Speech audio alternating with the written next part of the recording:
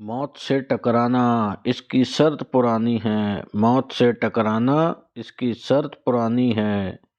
सोच समझ कर पीना यारो, यह चंबल का पानी है। सोच समझ कर पीना यारो, यह चंबल का पानी है। जब जब हुकूमत के खिलाफ बगावत का परचम बुलंद हुआ तो इस इलाके के बागियों ने सीधे चंबल का रुख किया। समाई चंबल की घाटी पिछले कई सौ सालों से समाज और कानून के लिए सिरदर्द बनी रही। चंबल की घाटियों में राज करने वालों की कहानी आज की नहीं है, ये कहानी सदियों पुरानी है। बड़ा खुदनसीब माना गया वो जो लौटा पीकर चंबल का पानी। घने जंगल, ऊबड़ खाबड़ घाटियाँ और कटीली झाड़ियों के बीच जिसने अपनी रियासत बनाई, जिसने हमेशा अपने उसूलों को सबसे आगे रखा, वही कहलाया इस बीहड़ का बागी।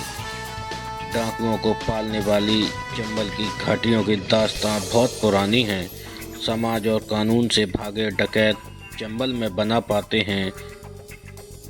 ये चंबल की घाटियाँ खूंखार डकैतों का ठिकाना रही है। यहाँ पर बड़े बड़े खूंखार डकैतों ने अपनी पूरी ज़िंदगी बिताई है। इस घाटियों को कुदरत ने कुछ ऐसा बनाया है कि यहाँ पर छिपे डाकुओं को ढूंढ पाना पुलिस वालों के लिए कभी आसान नहीं रहा। डाकुओं की ज़िंदगी में कुछ उसूल हुआ करते थे जिनकी वजह से चंबल के डकैत अपने को बागी कहलाना ज़्यादा पसंद करते थे। चंबल के डाकुओं के कुछ आदर्श और सिद्धांत थे। अमीरों को लूटना और गरीबों की मदद करना चंबल के डाकुओं का हमशक्ल हुआ करता था। अन्याय और शोषण के खिलाफ विद्रोह करने वाले भले ही पुलिस की फाइलों में डकैत के नाम से जाने जाते हैं, लेकिन उनके नेक कामों से लोग उन्हें सम्मान से उन्हें बागी मानते हैं। चंबल की घाटियों में पनाह लेने वाले हर एक डाकू की अपनी अलग कहानी है। कोई समाज सामंती व्यवस्था से परेशान होकर तो कोई आतंक के दम पर सियासत करने की चाह में बीहड़ में कूद गया। इन बीहड़ों में डाकुओं का राज रहा है। बीहड़ में आने वाले डकैतों की सबसे बड़ी वजह है यहाँ की सामंती व्यवस्था। यहाँ लंबे समय से एक वर्ग विशेष ने अपने वर्चस्व के लिए यहाँ के लोगों को इशारों पर नचाया और उनका शोषण किया। इसी शोषण के खिलाफ आवाज़ उठाने के लिए तो कुछ ने पुलिस के उत्पीड़न से तंग आकर बीहड़ की राह पकड़ ली।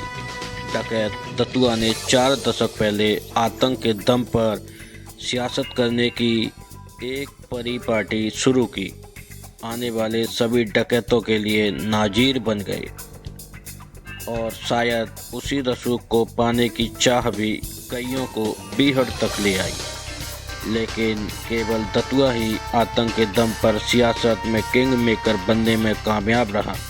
बाकी सभी के ख्वाब कमोबेश अधूरे रह गए।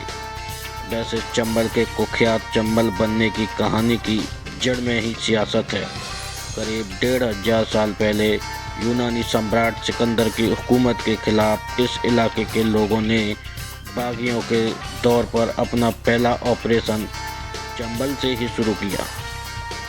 बस तभी से चंबल बागियों का बसेरा बन गया। इसके बाद जब जब हुकूमत के खिलाफ बगावत का परचम बुलंद हुआ तो इस इलाकों के बागियों ने सीधे चंबल का रुख किया। प्रतिष्ठा, प्रतिशोध, प्रताड़ना चंबल के खून में है। ये धरती डाकू भी पैदा करती है और सिपाही भी।